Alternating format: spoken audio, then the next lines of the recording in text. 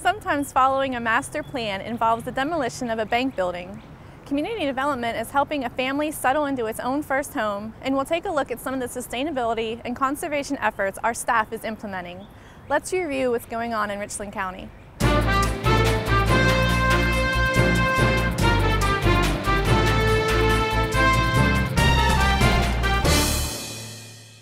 The demolition of a shuttered former bank building on Decker Boulevard got underway in February, changing the face of a prominent intersection in the area known as Richland County's International Corridor. The vacant bank building has been a source of community concern for years, and its removal falls in line with the county's master plan for the International Corridor, which is a home to a variety of culturally diverse businesses that represent nations from around the world. The former bank building is one of several abandoned properties that have recently been removed by Richland County, making a clean slate for future progress. The county officials that we've spoken to over the last 2 decades, they share the enthusiasm with the county members of removing this building or getting it occupied or doing something with it. So I don't want it to seem like all the people in the neighborhood were just angry about this and finally something got done. No, the county officials and the county leaders have been working really hard in tandem with us to try to get something nice here. About 7 years ago, the county council dubbed Decker Boulevard Richland County's International Corridor as one of those steps.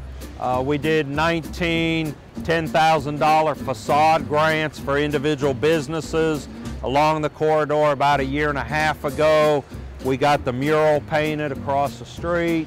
We paid to take the old building caddy corner from here down, which facilitated the new Taco Bell being built.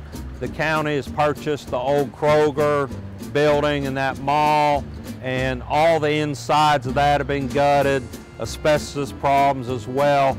The contract for the company that's going to go in and then rebuild the inside for the magistrate central court system and many departments of the sheriff's department, divisions of the sheriff's department, including the Region 2 office, will be moving in that building in about 1.5 years or so.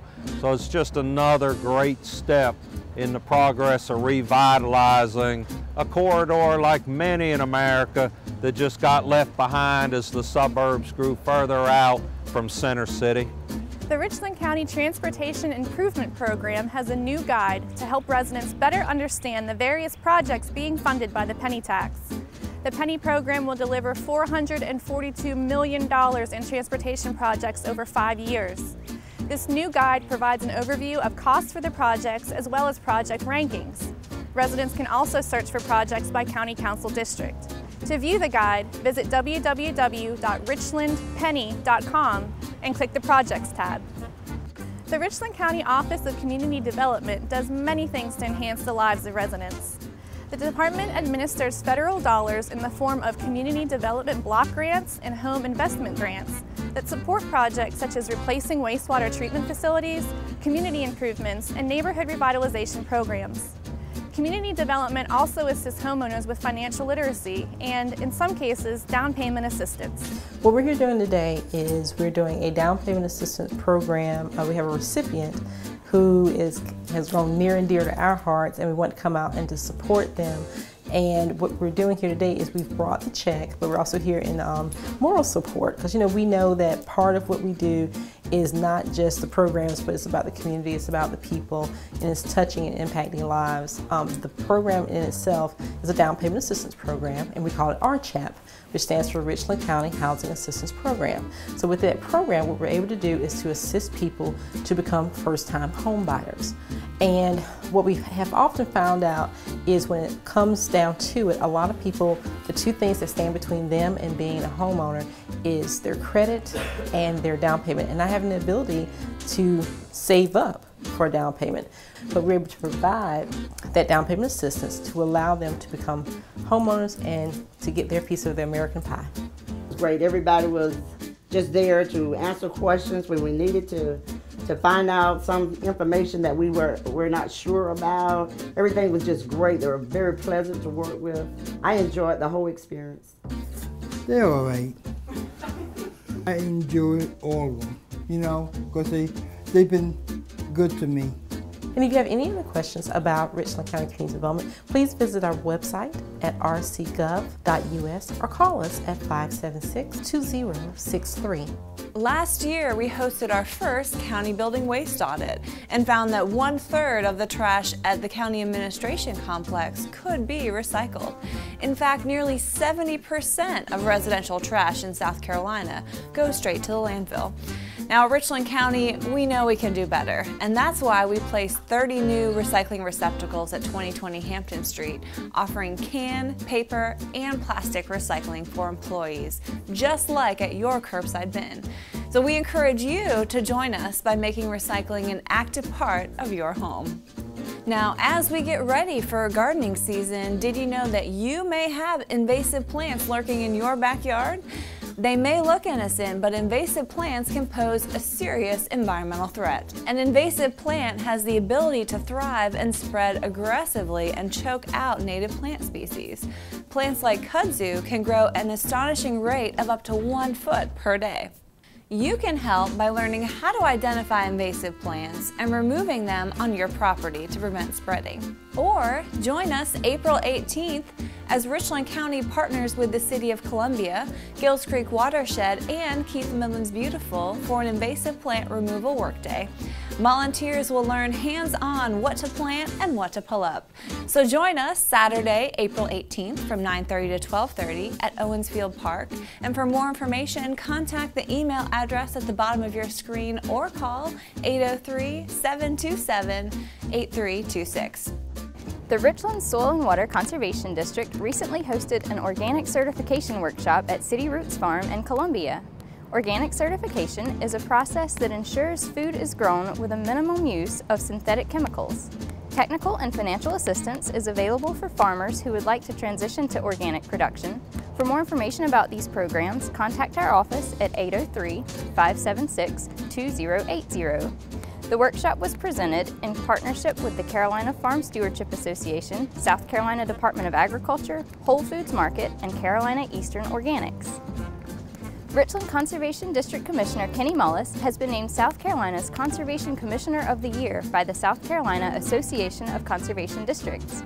Commissioner Mullis has served with the Richland District since 2005, and his leadership on projects such as the USC Equestrian Center and 25 Mile Creek Watershed has helped put conservation on the ground in Richland County.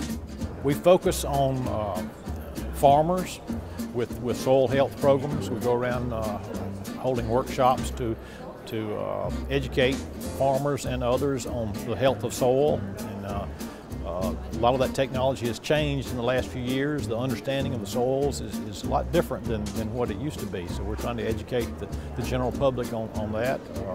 We're trying to work with livestock farmers to do a better job of managing their pastures. We have educational workshops for them. We have programs for urban people as well, managing their streams and ponds in their more urban areas, and as far as development, to do a better job of, when land is cleared for development, do a better job of protecting our streams from erosion and contamination. Former Richland County teacher Brooke Scott has been selected as the South Carolina Conservation Teacher of the Year for K through 6th grades by the South Carolina Association of Conservation Districts. Ms. Scott taught at Sandlapper Elementary School in Richland School District 2 through spring of 2014 and was named Richland County's Conservation Teacher of the Year last May. She now teaches at Deerfield Elementary in Lexington School District 1 and is excited to bring conservation to a new audience of students. Well, we just really wanted to have authentic learning experiences for the students, and so I was a 4th grade project-based learning teacher, and so what I try to do is really apply conservation, recycling, those authentic, real life experiences into the classroom and really integrate all of our content standards into those concepts. And so I created different activities for my kids that were very purposeful that tied in those things. And so it went all through recycling, conservation, the environment, ecosystems, anything and everything to be able to kind of really manage all that together. The Richland County Conservation Commission helped establish a new historical marker that was celebrated during a February 15th ceremony at the site of the South Carolina Confederate Soldiers' Home. The facility, formerly located on the corner of Bull Street and Confederate Avenue in Columbia, served as a care home for indigent Confederate soldiers from 1925 to 1957. It is most notable in history for the 4 women who served on its managing board, which is one of the first instances in the South of women taking leading roles in the operation of an institution of its kind. University of South Carolina alumnus Brian Dolphin, who wrote his master's thesis on the Soldiers' Home, helped pave the way for the historical marker to be put into place. The Richland County Conservation Commission and the South Carolina Department of Archives and History funded the marker. This site in 1909 operated the South Carolina Confederate Soldiers' Home and Infirmary. It catered to 2 veterans per county, and they needed to be indigent and have no family members to take care of them. In 1925, it opened up to their wives and widows as well, because the Confederate veterans started to die off at a quicker rate, and so there were openings in the house because, as I said, there were 2 veterans per county admitted. Slowly, like over time, the women started to outnumber the men in the home until 1944 is when the last man died, the last veteran died, and it catered to their offspring for the next 13 years when it closed in 1957. That's it for this edition of the Richland Review. For more details about any of this information, please visit www.rcgov.us or email us at pio@rcgov.us.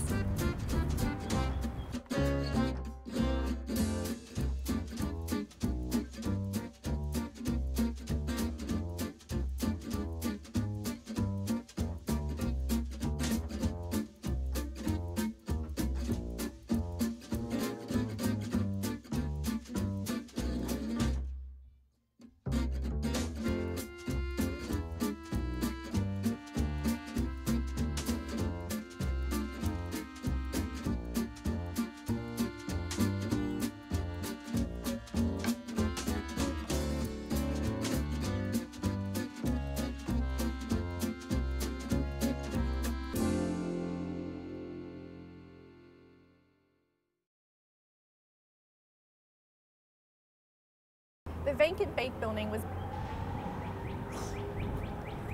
Sorry. The Richland County... I have an itchy face, sorry. Okay. At the grow an astonishing rate of up to 1 foot per day. One more time.